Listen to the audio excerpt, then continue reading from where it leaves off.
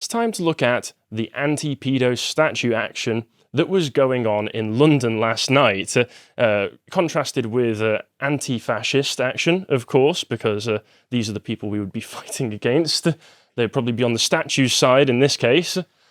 Yeah, probably. Yeah. So we got some news yesterday, as it was getting into the evening, talking from Andrew Doyle. A man has been vandalising the statue of Ariel and Prospero by Eric Gill at the BBC Broadcasting House. And then he was talking about how this was going to start to happen because, of course, we have recently had a massive spate of people just getting off with attacking, well, not attacking, but tearing down statues and desecrating monuments and just basically urinating all over our culture. Vandalising the Churchill statue. Yes. So you might expect myself and Carl to maybe have a bit more of an angry reaction, but at the same time, this is kind of what people have been asking for. Slightly more sympathetic to the tear down the statue argument now, I'm afraid. Yes, especially given Eric Gill himself, who we'll get into. If you want to just play a little bit of the audio of this, John, just so we can see this man who evidently just got a ladder. Before we play it, right, what is that statue? What is the deal with this statue of a man holding a naked boy above the BBC? Okay, well, in that case, to give it some context, the statue is of Prospero and Ariel, who are the two characters from Shakespeare's The Tempest, the last play that he wrote, I believe, before he ended up retiring. Prospero being a wizard, Ariel being a spirit. However, as far as I'm aware, in every adaptation that I've seen, and the stage plays and images from the stage plays, and even paintings of the events depicted in the story, Ariel is generally depicted as a grown man who, despite being naked and a spirit, has like foliage and other such things covering their genitals. Whereas this Eric Gill character seems to have just gone naked child. Yeah, why not? Naked boy flashing the world. About, 7 or 8 years old, judging by the height of the boy? Yeah, looking like he's almost being restrained by a domineering older man as well. Really... Really interesting. Really gets the gaze turning, doesn't it? Yeah, so very European style artistic right there. Yes, indeed. Yeah, so if you want to play some of the audio here.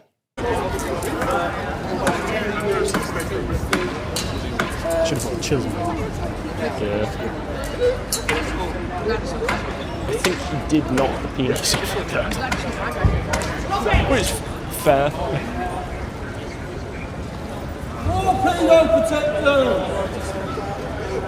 Yeah, so if you couldn't hear that then, he just shouted, I think as more police arrived, more pedo protectors. Now, just to be clear, the police do have an obligation to protect the property that is the statue. Yes. As they did with the Colston statue, or failed to Well, yeah, uphold. they didn't, though. Yeah, well, they had an obligation to do it. They just didn't. Yes. And so, they do still have that obligation, and I'm sure they will enforce it in this case, won't they? Yeah, well, definitely in this case. And another piece of context, of course, this statue has been on top of the front doors of the BBC headquarters since 1933. So this has been paid for with taxpayer money, I assume. BBC being a group who have been known to affiliate themselves, maybe, with a few questionable characters in the past, shall we say? They have a small history of nonce defence. Yeah, but he was up there long enough that I think he was up there for 4 hours in total. It started to get dark, so he was up there for a long while, just hacking away at it. I think he mainly just managed to take a little bit off of the knee and the foot. But if you just play this clip, you can hear the crowds chanting at him as well.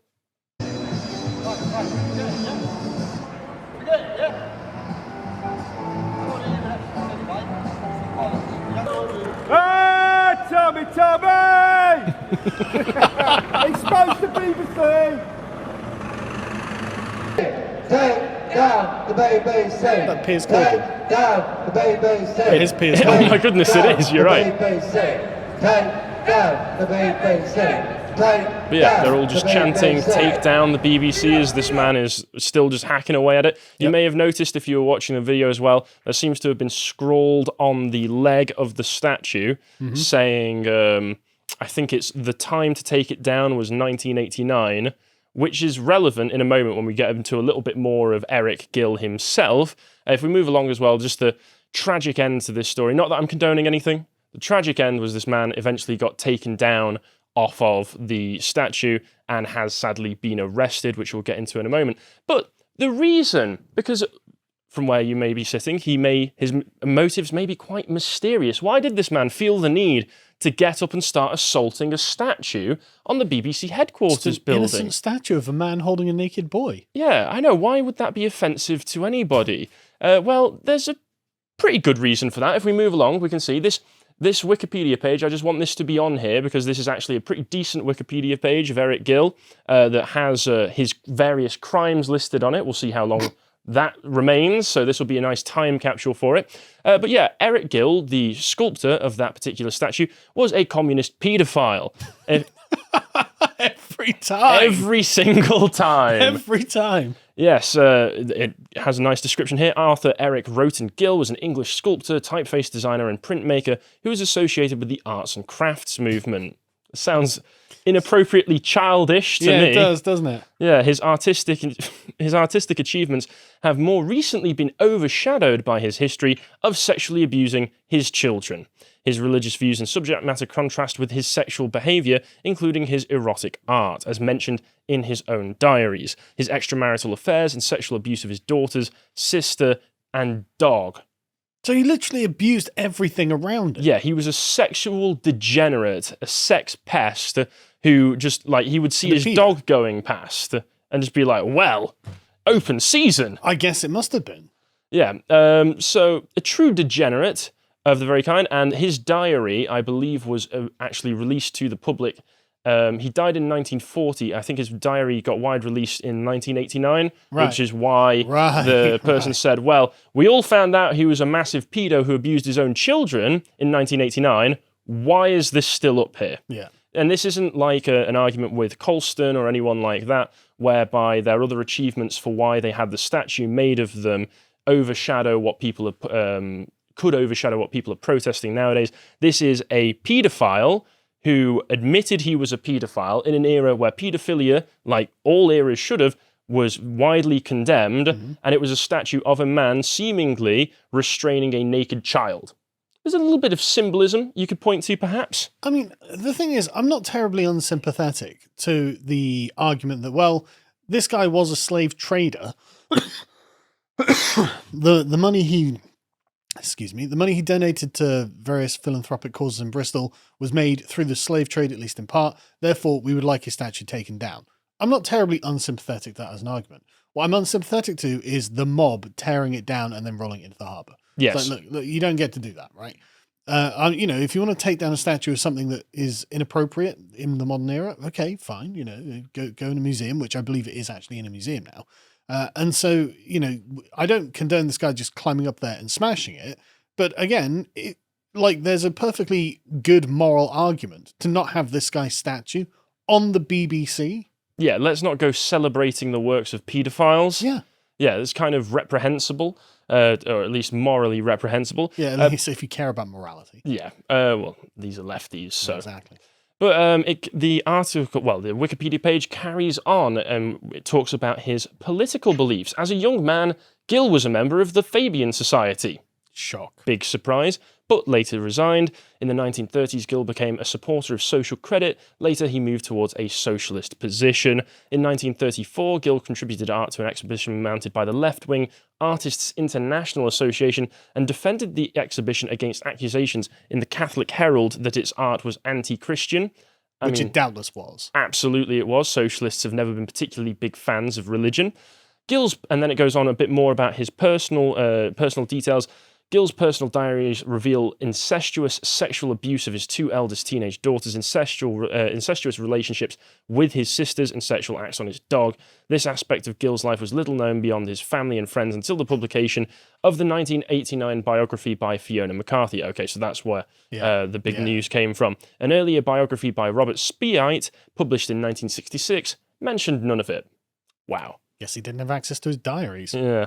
Gill's daughter Petra, who was alive at the time of the McCarthy biography, described her father as having endless curiosity about sex and that we just took it for granted, which is sadly pretty typical behaviour from a victim of abuse like that when they're a kid.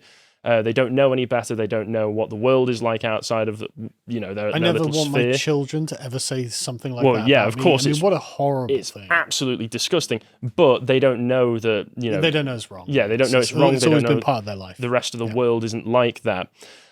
So yeah, had sex with his sisters and his dog, as I've mentioned. This man who was a paedophile makes a statue of a small naked child. Big surprise. And then if we move along, once again, just to confirm that the guy who did that, I think his name still hasn't been released to the public yet, has been arrested. So a man was arrested yesterday on suspicion of criminal damage after it was alleged that he took a hammer. Alleged, I mean, we've got video footage of it. I don't know why they're wording it like this. They have to, because Yeah. he hasn't been through the trial. That's but we true. can see it. Yeah, to an Eric Gill statue adorning the facade of the BBC's broadcasting house. The main entrance to the BBC's headquarters is no longer broadcasting house, but the incident raises questions about its security. That is pretty funny, though, that he just literally just seems to have Got a ladder. got a ladder and gone, well, I'm taking this into my own hands. Well, I mean, if they're going to take it into their own hands, they're going to deface the statue of Churchill. They're going to tear down various statues of people they don't like. Okay, well, you set the precedent, didn't you? Yeah. They carry on. The figures depicting Prospero and Ariel from Shakespeare's play The Tempest was installed in 1933, and the statues have been a source of controversy after it emerged that Gill abused his daughters, and it just goes on to explain a little bit more of that. But that's a good point that you bring up there, is there is the question of legality, which is kind of dubious and up in the air at the moment, given recent precedents. But let's see what some of the mainstream media's responses to this, particularly some BBC employees. Katie Razzle, who is the news culture editor, put outside BBC right now is a man trying to smash up Eric Gill's statue, while another man live streams talking about paedophiles. Gill's horrific crimes are well known, but is this the way? Oh, really, Katie? Is destroying statues a bad thing now? Did you say that when they were defacing Winston Churchill and tearing down the Colston statue? I really doubt that she did somehow. And don't you know that England is a country that condones this sort of behaviour? Yeah, now? exactly. This apparently is the way, actually. Yeah, and if we move along again, I don't agree with it either, but, you know. yeah, we can see this man who's another BBC employee who is a Cheyenne Sardarizadeh. Yeah, typical BBC employee. Yes, who is a specialist on disinformation, conspiracy theorists, cult, and extremism. Well, that is what they do at the BBC, yeah. Yes, says a man has taken a sledgehammer to the Eric Gill statue. It's not a sledgehammer, it's in one hand. It's just a hammer. The statue has been Misinformation, here we go. an obsession for British QAnon, Save Our Children's satanic ritual abuse, and other conspiracy groups for a very long time. Must have been because of the BBC's defence of Jimmy Savile.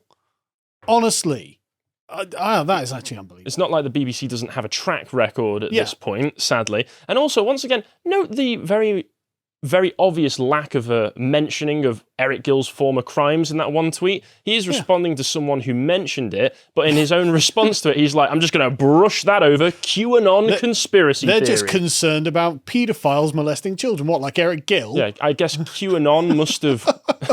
I guess QAnon must have got hold of Gill's his diary. Yeah, or they just looked up his Wikipedia page. Yeah, evidently. So once again, just trying to label and dismiss, associate it with QAnon to make him seem like a nutter, and then just move along. I mean, why else would you bring that up? Yeah. It's obvious. Oh, obviously. But yes, on the subject of the legality of it, it is a bit of a question because we've had a few incidents in the past few years of people defiling and destroying statues that may have got a little more than a slap on the wrist. If we move along, we've got this article talking about a protester who tried to set the Union flag alight on the cenotaph, avoiding prison time, avoiding jail. So this is from December 2020. Yep, I remember this when this happened. Yep, so the teenager who attempted to burn the Union flag during an anti-racism protest in London, and that's what really makes it okay, isn't it? If you did it on just a random Tuesday, then they'd be in trouble, but don't you understand, I'm protesting for the cause of wholly anti-racism, has avoided a jail sentence. Astrafel Sang, typical British name, was filmed using a lighter to try and set the flag on fire after climbing the National War Memorial amid demonstrations in Westminster on June 7th.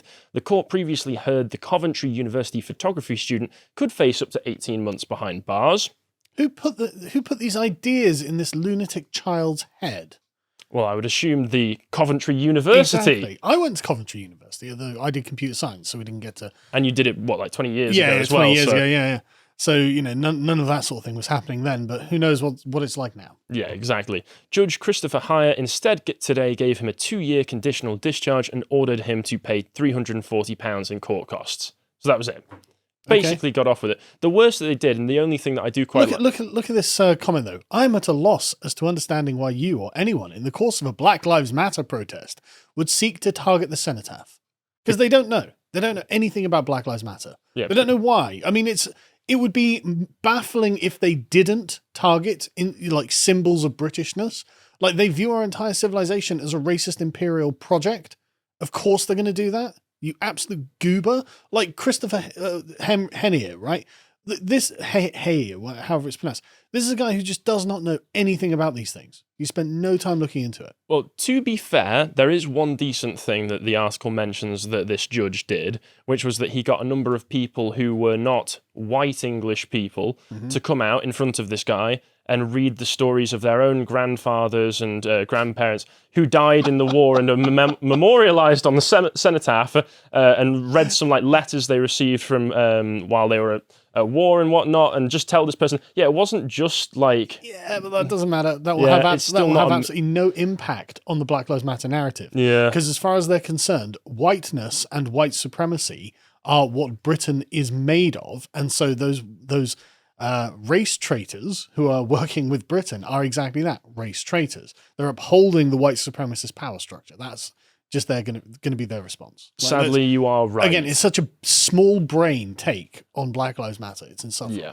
You would hope that there would be a bit more to it, but that is basically it. You've been looking into CRT. Obviously, yeah. Yeah, so you're the expert on it at the moment. If we move along as well, there's the other more recent precedent that Callum and I covered last week of the Colston 4 being cleared of all criminal damage. The 4 people who were accused of illegally removing a statue of Edward Colston have been cleared of criminal damage. Sage Willoughby, Ryan Graham, Milo Ponsford, and Jake Scousey were charged after a monument to the 17th century slave trader was pulled down and thrown into Bristol's Harbourside last June. It happened during a Black Lives Matter protest in the city. So once again, this man just decides to do it on a random Wednesday. He gets arrested. I doubt they're going to be anywhere near as lenient with him as they were with these people. But if we were going to be honest about the legal precedents that we've set, we're just going to have to say, well, I mean, you were doing it as a form of anti-paedophile action.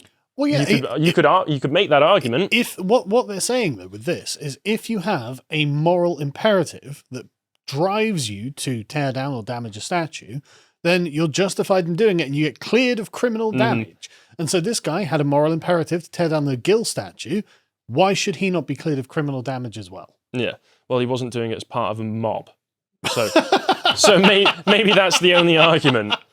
Yeah, he was a sole actor. Yeah, exactly. You weren't part of an angry mob, so you tearing down that statue wasn't justified. Yes, very naughty. Off to prison with you. But that's essentially what the defense is going to have to be, though, isn't it? It's like, you're not part of our mob, and therefore jail.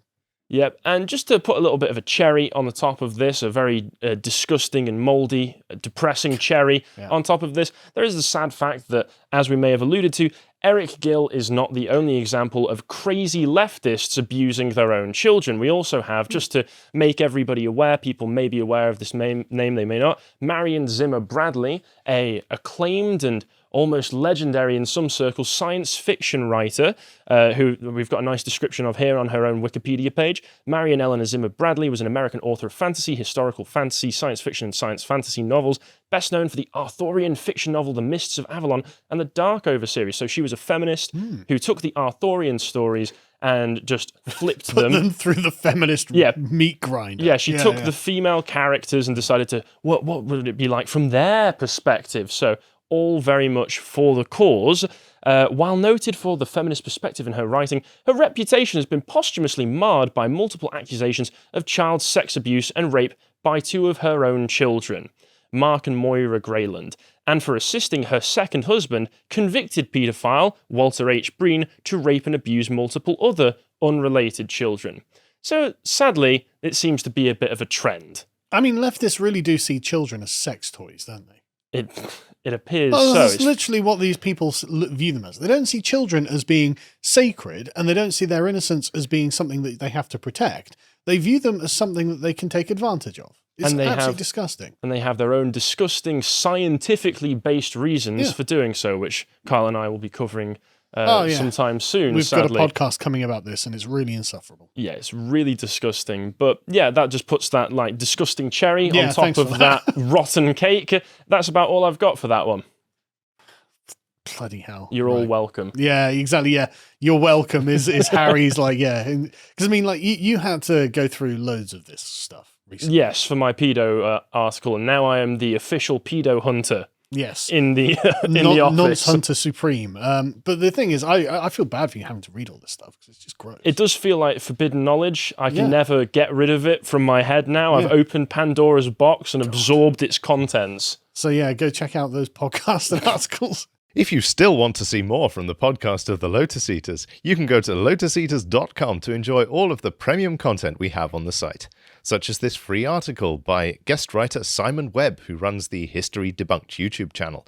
Here he explores the myths emerging from the Black History Month movement, such as the idea that Mary Seacole was a black nurse of the caliber of Florence Nightingale. Spoiler, she wasn't.